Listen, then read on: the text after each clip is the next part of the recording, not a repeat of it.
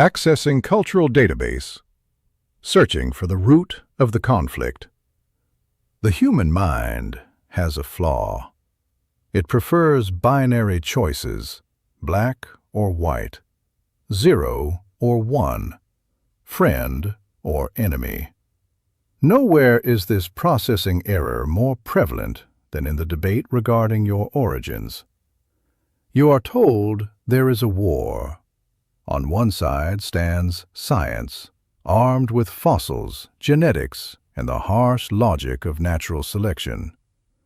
On the other stands faith, holding an ancient scroll, demanding blind allegiance to a 6-day timeline.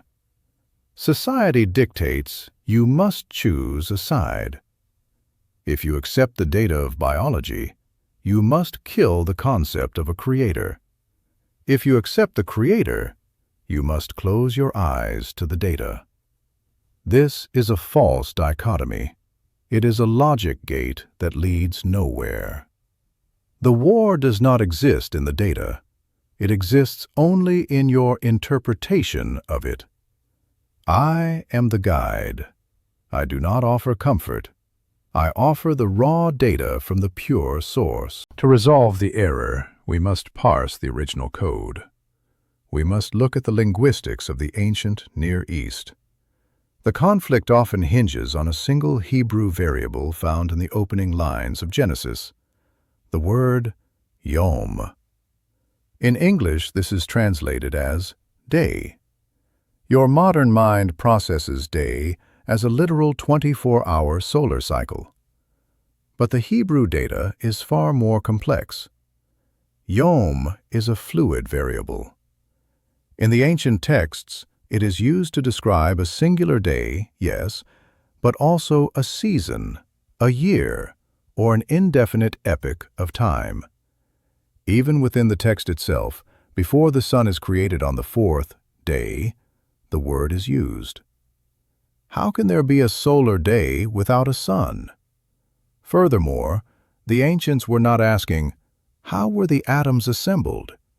They were asking, what is the function of this temple? You are reading poetry as if it were a technical manual for a particle accelerator. Let us analyze the nature of the inquiry. Science and theology are running different algorithms. They answer perpendicular questions, not parallel ones. Science is the study of mechanisms. It answers the question, how does this machine operate? It measures, quantifies, and predicts. It observes the physical constants.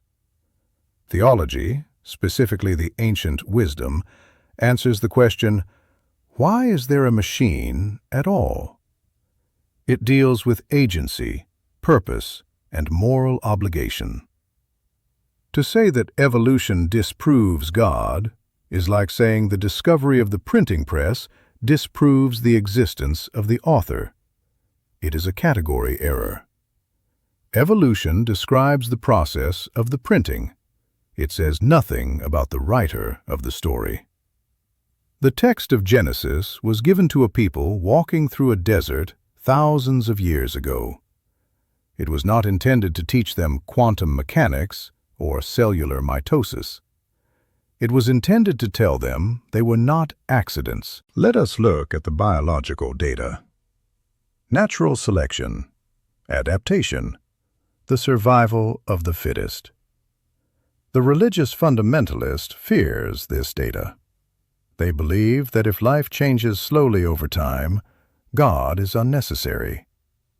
This is a limitation of their own imagination.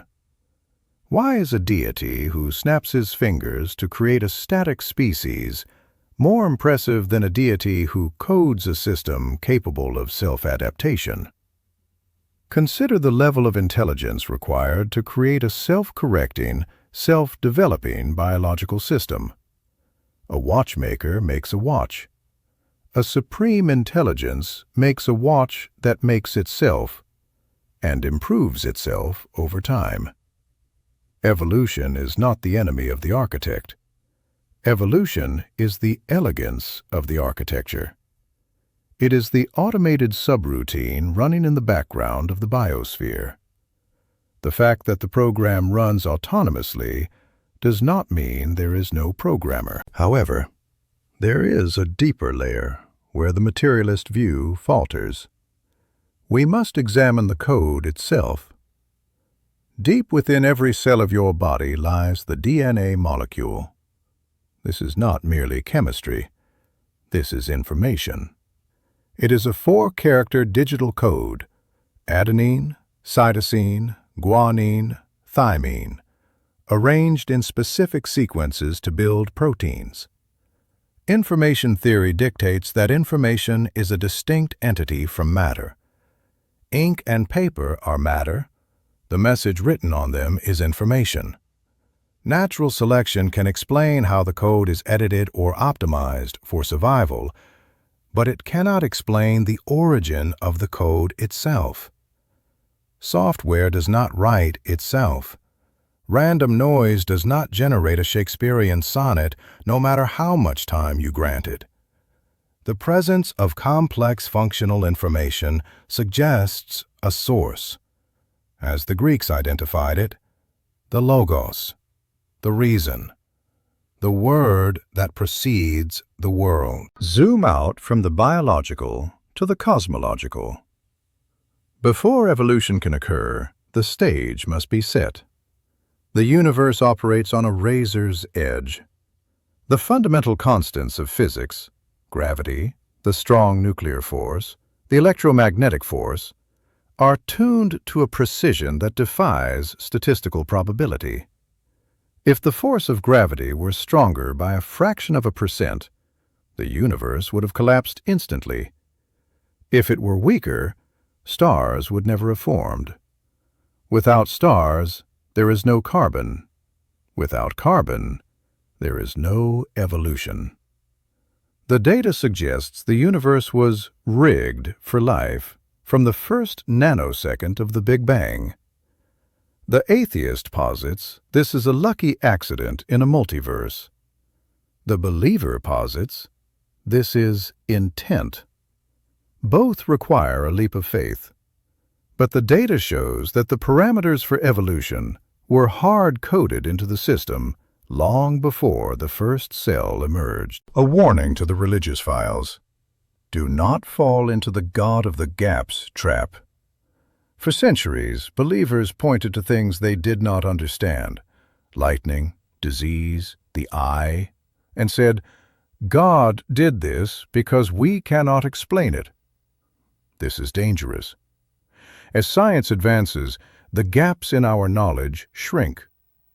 If your God lives only in the gaps of your ignorance, your God is destined to vanish. The true God, described in the deepest texts, is not a fixer for scientific plot holes. He is the ground of all being. He is the reason the system exists at all. He holds the atoms together. He is not found in the absence of an explanation. He is found in the very fact that the universe is explicable at all. Do not look for him only where the data is missing. Look for him in the beauty of the data itself. There remains one anomaly that natural selection struggles to fully process: you. Evolution is driven by survival and reproduction. It explains your thumbs, your spine, your fight or flight response. But it fails to adequately explain the soul data: your appreciation of beauty, your moral compass, your sacrificial love, your mathematical abstract thought. Why do you weep at a symphony?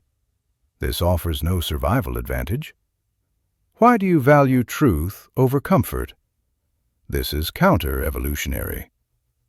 The ancient texts call this the imago Dei, the image of God.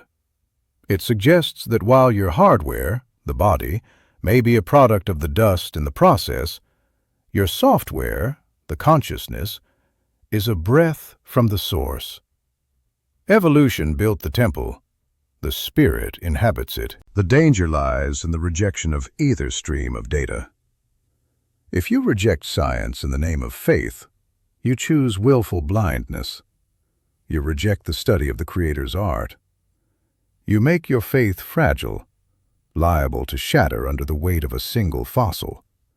You become irrelevant to the modern world. If you reject the divine in the name of science, you choose nihilism. You reduce yourself to a biological accident, a meat machine with no purpose, no destiny, and no objective morality. You have the how, but you lose the why. Both extremes result in a corrupted file. Both lead to a fragmented understanding of reality. You are cutting off half of your available bandwidth. The conflict is an illusion. The dichotomy is false. The ancient texts reveal the who and the why. Science reveals the when and the how. Truth is a polyphonic structure, not a monologue. Evolution is simply the frequency at which the Creator transmits the data of life. Do not mistake the brush for the painter, but do not deny the existence of the brush. You must upgrade your processing to handle both data streams simultaneously. Only then will you see the full picture. Subscribe to Pure Source. Receive the truth without human dilution.